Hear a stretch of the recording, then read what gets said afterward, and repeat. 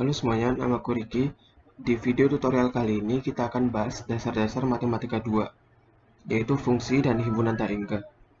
Pertama-tama kita akan bahas fungsi injektif, surjektif, dan bijektif.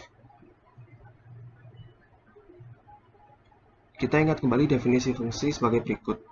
Misalkan A dan B himpunan tak kosong, maka relasi F subset A cross B disebut fungsi dari A ke B dengan lambang berikut F.2A panah B jika untuk setiap A dan B di A yang bersifat A sama dengan B mengakibatkan FA sama dengan FB. Hal itu maksudnya adalah satu elemen di daerah asal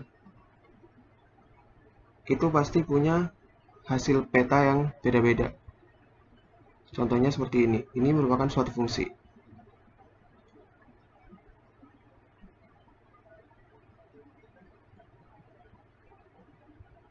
Sedangkan ini bukan fungsi karena elemen di daerah asal ada yang punya dua hasil peta, yaitu elemen pertama ini punya hasil peta di sini dan juga di sini. Ini bukan merupakan fungsi. Selanjutnya kita bahas fungsi injektif. Jadi misalkan kita udah punya fungsi f, fungsi injektif itu definisinya adalah untuk setiap x dan y anggota A, jika x tidak sama dengan y, maka fx tidak sama dengan fy. Maksudnya adalah untuk setiap elemen yang berbeda di daerah asal, hasil petanya itu juga berbeda.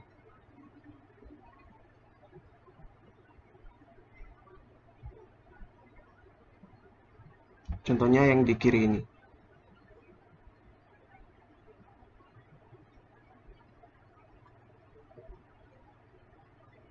Ini injektif karena untuk setiap elemen yang berbeda di daerah asal, hasilnya juga berbeda. Sedangkan ini bukan injektif karena ada elemen di daerah asal yang beda, tapi hasil fungsinya sama, yaitu elemen pertama ini dan elemen kedua di A. Nah, kita juga bisa lihat fungsi injektif ini dari kontraposisinya, yaitu untuk setiap x dan y anggota A, jika fx sama dengan fy, maka x sama dengan y.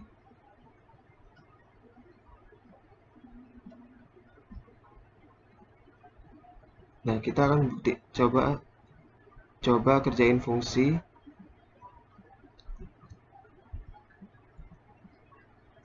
dengan bentuk seperti berikut.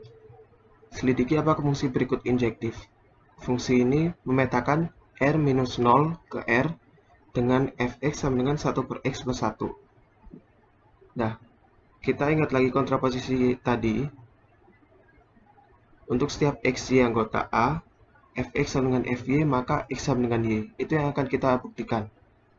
Jadi misalkan x dan y itu anggota daerah asal, yaitu R-0, di mana fx sama dengan fy. Kalau fx sama dengan fy, kita dapat apa? Fx-nya kan 1 per x plus 1 sama dengan 1 per y plus 1 fy-nya ya. Nah, kalau kita cancel satunya, jadi 1 per x sama dengan 1 per y. Kita dapatkan x sama dengan y.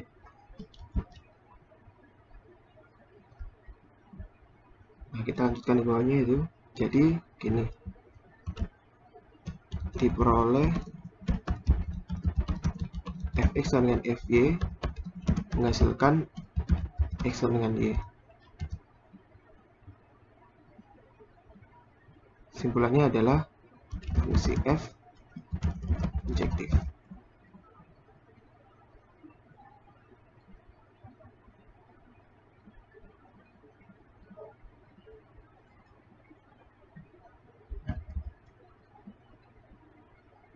Selanjutnya, fungsi berikut. Selidiki apakah fungsi dari R-1 ke R-1 dengan fx sama dengan x plus 1 per x minus 1 pangkat 3 injektif. Nah, seperti sebelumnya kita buktikan dengan kontraposisi.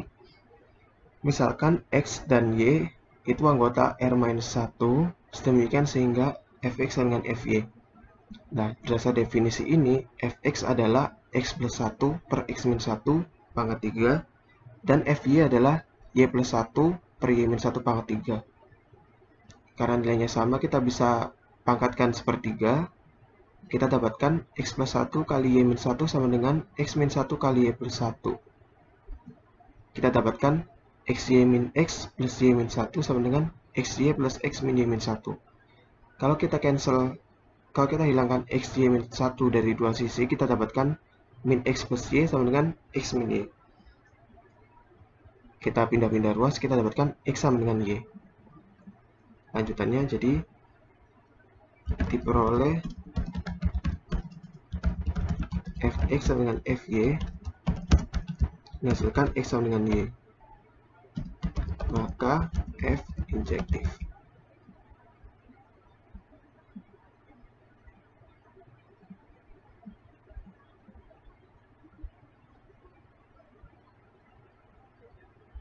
Selanjutnya kita akan bahas fungsi surjektif. Fungsi surjektif ini adalah bisa disebut dengan fungsi pada. Oh ya, untuk injektif tadi itu juga disebut fungsi satu-satu atau one-to-one atau monomorfisme.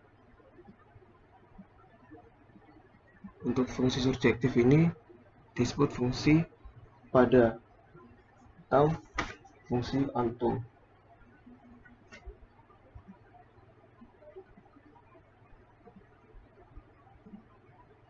Fungsi surjektif itu adalah jika untuk setiap B di daerah kodomain itu pasti terdapat pasangannya di daerah asal. Contohnya sebagai berikut yang surjektif.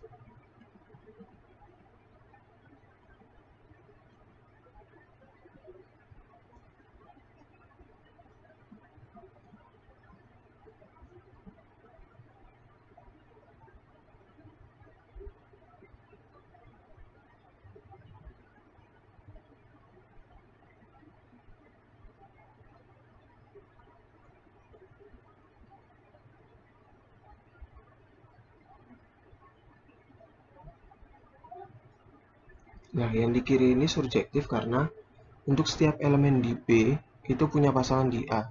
Sedangkan yang kanan ini bukan surjektif karena untuk setiap elemen di B itu enggak semuanya punya pasangan di A. Yaitu elemen ketiga ini enggak punya pasangan di A. Jadi ini bukan surjektif. Sekarang kita lihat penerapan fungsi surjektif ini di pembuktian-pembuktian. Nih, selidiki apakah fungsi berikut surjektif. Fungsi gamma itu dari 0,1 cross N ke Z dengan sifat berikut. Gamma AB sama dengan A-2AB plus B. Pertama kita cor-coretan dulu ya. Kan fungsi ini dari 0,1 cross N ke Z. Nah, berarti kita itu akan buktikan bahwa untuk setiap Z akan dibuktikan untuk setiap Z, elemen Z itu ada pasangan di daerah asal kan. Ada A, B anggota daerah asalnya ini 01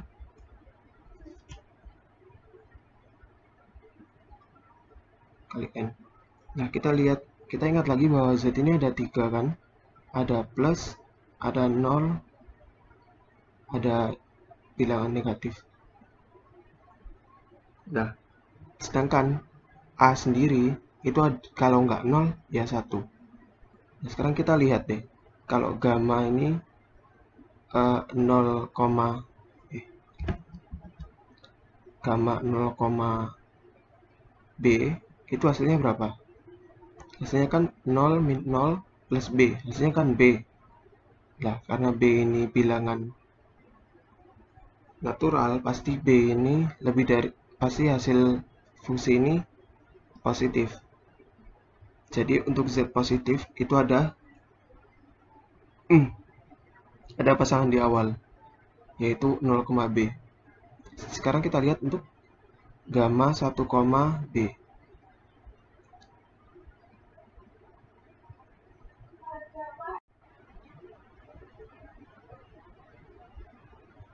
Berarti 1 min 2B plus B sama dengan Z. Nah, berarti hasil dari fungsi ini untuk inputan 1, B adalah 1 min B. 1 min B sendiri, kalau kita lihat B-nya kan bilangan natural. Berarti 1 min B itu kalau nggak 0, ya pasti minus. Berarti udah terbukti untuk setiap bilangan bulat, yaitu plus, 0 maupun minus, itu terdapat 0,1 kali N. Demikian sehingga gamma ini sama dengan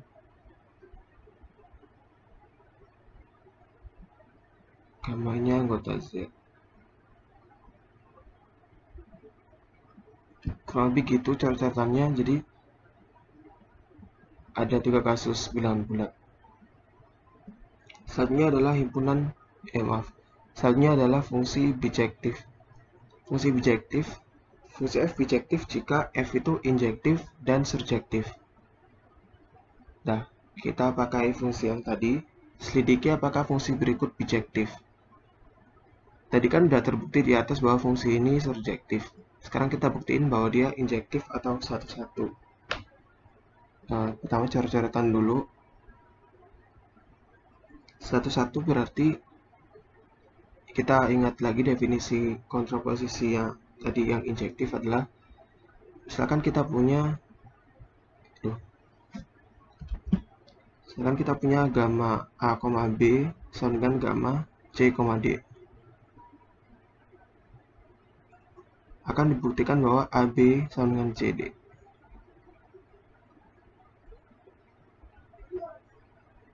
Nah, ini benar atau enggak sih? Kita coba. Berdasarkan definisi fungsi, A, B adalah A min 2AB plus B.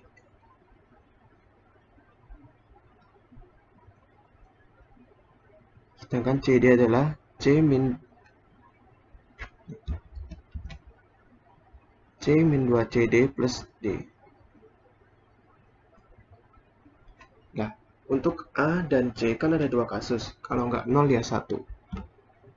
Ini kasus pertama.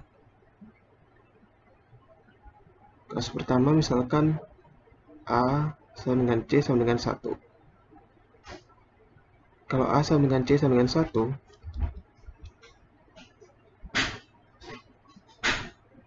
kita dapetin 1 min 2B plus B sama dengan 1 min 2D plus D. Kita dapat B sama dengan D. Maka A, B dengan C, D. Yang kedua, misalkan A sama dengan C sama dengan 0.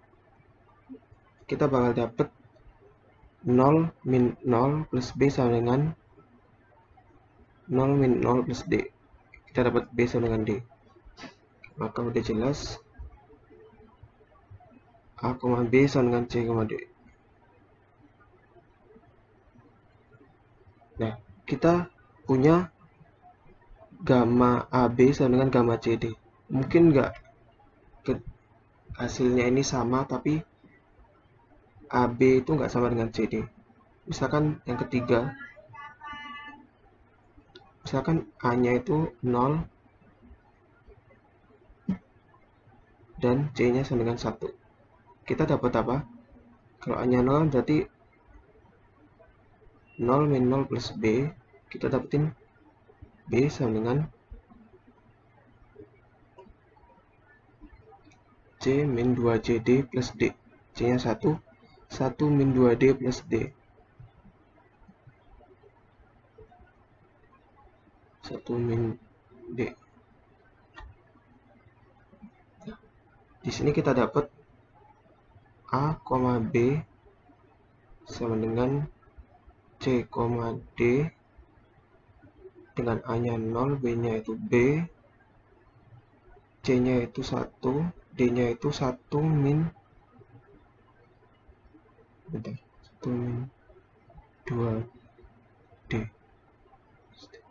1 min D. Nah, kita lihat bahwa 0, B dan 1 min dan 1,1 min D ini menghasilkan hasil fungsi yang sama. Tapi apakah B dan D ini ada?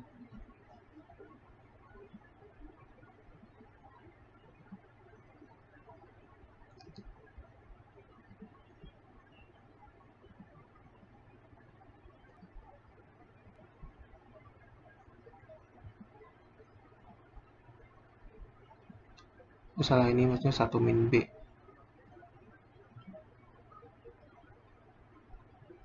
Nah, kita ingat lagi definisinya, B itu adalah bilangan natural. Maka ini itu nggak mungkin bisa karena 0, karena B itu kan pasti 1 atau lebih. Nah, di CD itu 1,1 min B, dan ini tuh pasti 1,0 kalau enggak 1, minus 1, minus, dan ini nggak boleh karena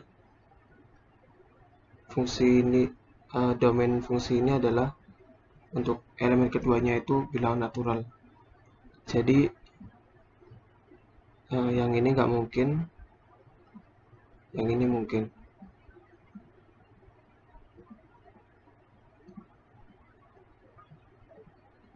Nah, berarti kita peroleh jika gamma AB sama dengan gamma CD, maka AB sama dengan CD. Maka fungsi ini surjektif, maka fungsi ini injektif. Karena ini injektif dan surjektif, maka fungsi ini bijektif.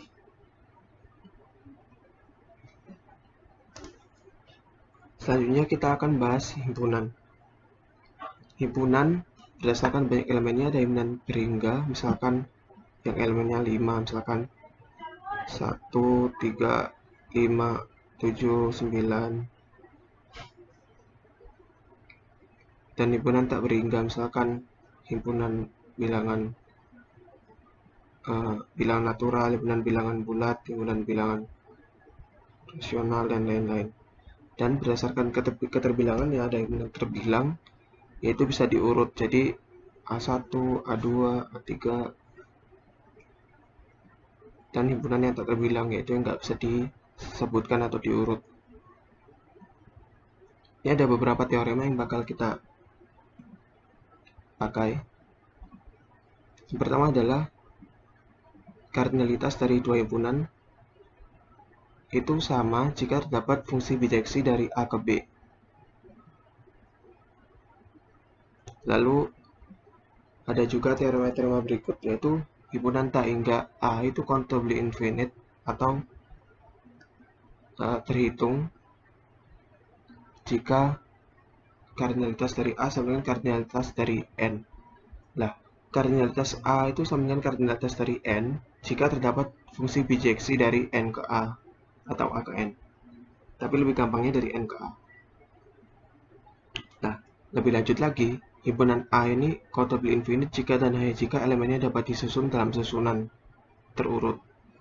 Ini kenapa? Karena kita bisa memetakan himpunan bilangan bulat, himpunan bilangan natural N ke himpunan ke susunan terurut ini. Lalu ini ada yang kita harus ingat bahwa himpunan bilangan rasional Q itu countably infinite karena dia juga bisa disusun berurutan.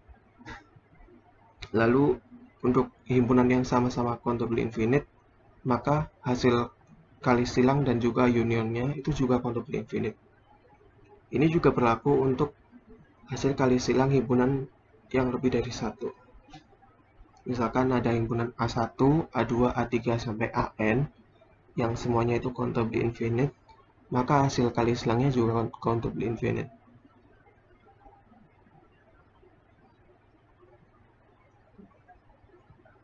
Kita bakal bahas bahwa apakah himpunan tersebut countably infinite. Misalkan kita akan buktikan bahwa himpunan A berikut countable infinite. Himpunan A ini adalah elemennya adalah pasangan terurut Mn, di mana Mn itu adalah bilangan natural terus bilangan natural dengan M kurang dari sama dengan N. Himpunan ini itu countable infinite karena kita bisa urutkan, yaitu A sama dengan yang pertama adalah 1,1, 1,2, 1,3, 2,2, 2,2, 2,3,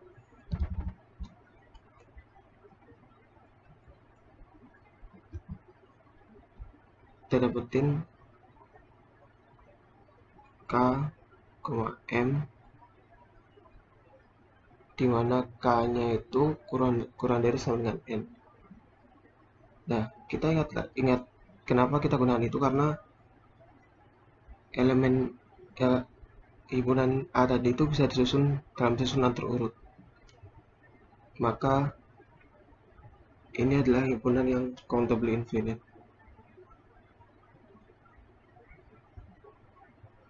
Selanjutnya adalah kita akan buktikan bahwa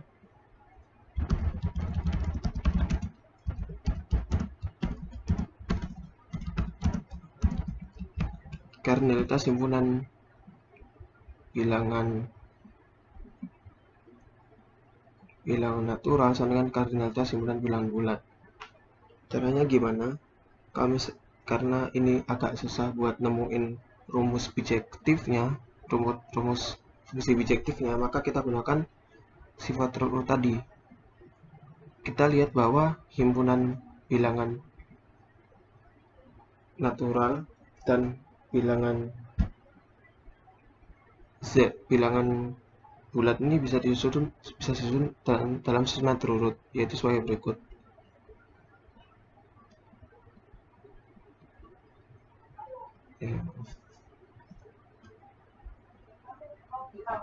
Ini akan mulai dari 1, 2, 3, 4, dan seterusnya. Nah, Z-nya ini bisa disusun sedemikian sehingga seperti berikut. Untuk N sama dengan 1 kita pasangkan dengan Z sama dengan 0. Untuk N sama dengan 2 kita pasangkan dengan Z sama dengan 1. Yang ketiga dengan min 1, 4 dengan 2, 5 dengan min 2,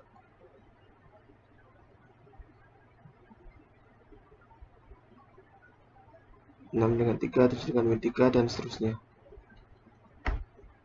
Nah, karena N ke Z ini bisa dihubungkan dengan suatu fungsi seperti berikut. Fungsi ini udah pasti bijektif. Kenapa? Karena yang pertama, setiap elemen di N ini dipetakan ke Z yang berbeda. 1 ke 0, 2 ke 1, 3 ke min 1. Ini kan beda semua.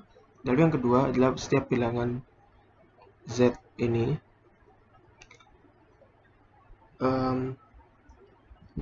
punya pasangan di N. Jadi ini sebenarnya tabelnya adalah tabel fungsi F yang bijektif dari N ke Z. Jadi kita untuk membuktikan kardinalitas sama itu kita cari suatu fungsi yang bijektif di antara kedua himpunan tersebut. Oke, untuk merangkum kita tinjau lagi rangkumannya. Yang pertama, fungsi injektif, surjektif, dan bijektif. Definisi fungsi adalah tadi, fungsi itu tidak bercabang dan juga pasti punya pasangan. Lalu fungsi injektif itu adalah fungsi satu-satu. Jadi setiap elemennya punya pasangan yang berbeda. Untuk fungsi surjektif adalah fungsi pada, yang berarti setiap elemen di daerah hasil punya pasangan di daerah asal. Fungsi bijektif adalah fungsi yang injektif dan surjektif. Lalu untuk himpunan, ada himpunan terhingga, tak berhingga, contohnya berikut, dan himpunan terbilang dan tak terbilang. Nah, untuk kardinalitas himpunan itu sama jika terdapat bijection dari himpunan A ke B. Lalu teorema-teorema himpunan terbilang adalah sebagai berikut. Biasanya kita gunakan yang pertama ini dan yang kedua ini. Oke, demikian video tutorial DDM 2 kali ini. Terima kasih sudah menonton. Sampai jumpa.